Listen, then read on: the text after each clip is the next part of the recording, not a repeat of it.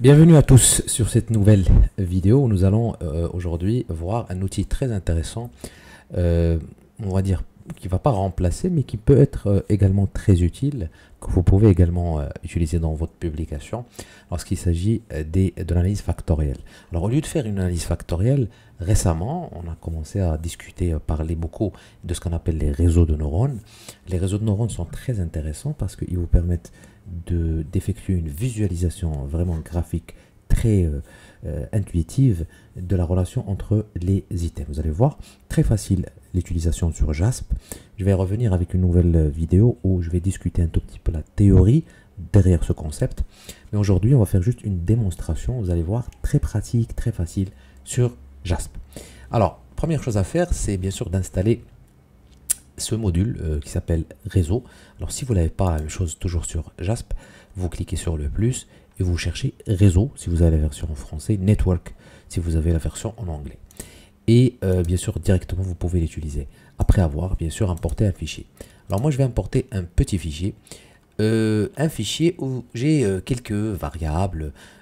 Par exemple ici j'ai les variables de détachement, ce sont 4 items ici.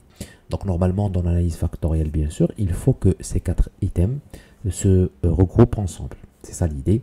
Alors on va utiliser les 4 questions pour détachement. La même chose pour la relaxation, j'ai ici 4.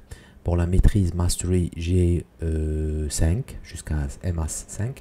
Et puis pour le contrôle, qui est également une dimension de ce même concept, j'ai 3 questions. Vous voyez bien, donc j'ai 4 questions, 4, 3, 5 et 3.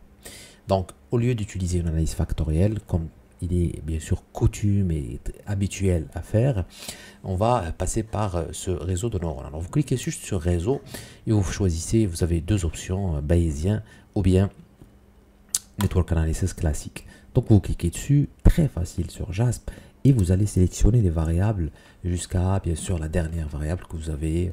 Ici, j'ai le contrôle 3, rappelez-vous. Donc, j'ai détachement 1 jusqu'à contrôle 3. Ce sont les variables dans mon modèle. Et vous les glissez tout simplement sur les variables dépendantes ici. Alors, il vous donne ici, bien sûr, 16, parce qu'on en a 16 ici. Mais le plus important, toujours, c'est le plot, le graphique. Donc, vous cliquez sur Network Plot. Et là, il va vous donner, je vais essayer de l'agrandir un peu pour qu'on puisse le visualiser. Voilà. Donc, il vous met le plot ici. Et vous voyez bien sûr que normalement, parce que comme je l'ai dit tout à l'heure, ce sont des items qui sont liés ensemble, il faut qu'ils se regroupent graphiquement l'un à côté de l'autre, d'après bien sûr un calcul qui fait derrière, que je vais essayer de vous présenter dans une vidéo prochaine, lorsque je vais parler de la théorie derrière, bien sûr le calcul ici qui se fait, qui est bien sûr un tout petit peu différent du calcul que nous faisons généralement pour une analyse factorielle exploratoire ou confirmatoire. Donc on a ici, regardez bien, les détachements qui se regroupent ensemble, on a ici la relaxation qui se regroupe ensemble, la maîtrise et bien sûr le contrôle. On a ici un item de la maîtrise MAS 5 qui bien sûr ici montre qu'il n'est pas tout à fait proche, il est d'ailleurs beaucoup plus proche des items ou des questions de contrôle que les questions de maîtrise. Vous voyez bien que vous avez un problème sur cet item là. Donc cette technique, je trouve qu'il est très pratique parce que elle vous permet non seulement de visualiser votre questionnaire, bien sûr que vous avez distribué d'une manière graphique, et de vous montrer rapidement là où se trouve le problème.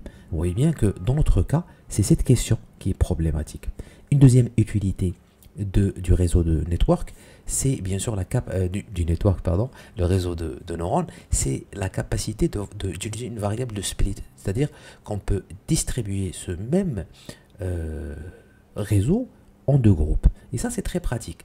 Parce que dans mon échantillon à moi, j'ai gender qui est une variable. Alors malheureusement ici, il est sorti comme une variable quantitative avec l'échelle. Je vais essayer de modifier ça sur place. D'ailleurs, si vous avez ce problème, c'est très facile sur JASP. Vous juste cliquez dessus, double-cliquez sur la variable, choisissez au lieu de l'échelle une variable nominale parce qu'il s'agit d'hommes et femmes. Et je vais même nommer parce que je me rappelle que 1 c'était homme. Et puis ici, le 2 c'était femme. Cliquez sur entrée et c'est bon. Regardez ici, ça change automatiquement et je vais revenir maintenant sur mon réseau. Et là, je vais glisser juste cette variable ici pour diviser et j'aurai deux réseaux de neurones. Et là, l'utilité, bien sûr, c'est de comparer entre les deux réseaux de neurones et voir est-ce que c'est le même, bien sûr, c'est la même tendance dans les deux. Regardez pour le détachement, pas de problème. Relaxation, non, pas de problème. Maîtrise, pas de problème. Et toujours, on a ce problème avec MAS5. Alors, un ici, ce sont les hommes et deux, ce sont les femmes. C'est-à-dire que c'est très important ici, parce que c'est une utilité très importante, de vérifier est-ce que également le réseau est le même, que ce soit chez les hommes et ou bien chez les femmes. Ça montre que, bien sûr, ça donne une force supplémentaire à la qualité, bien sûr, du modèle et que vous validez, bien sûr, par la suite. Alors, vous avez la possibilité également de faire un bootstrap, hein, c'est très intéressant. Si vous voulez faire un bootstrap, vous pouvez rajouter ici le nombre de... Je ne vais pas faire ça parce que ça va prendre du temps sur la machine. Et donc, vous pouvez vérifier la qualité du modèle grâce à un bootstrap qui est un échantillonnage avec remise. Voilà.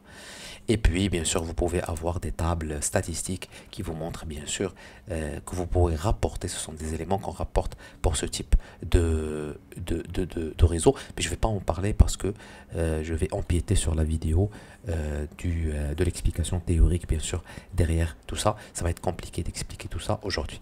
Voilà. Donc, voici un outil que je trouve très fascinant, très utile, parce que moi j'adore toujours l'analyse avec le graphique. Je trouve que c'est très facile à comprendre et à manipuler. Voilà pour cette vidéo. Si vous avez une question, une suggestion, n'hésitez pas bien sûr à les mettre dans les commentaires. N'oubliez pas également de liker, partager et vous abonner pour d'autres vidéos sur les logiciels d'analyse et la méthodologie. Je vous remercie pour le visionnage et à la prochaine vidéo.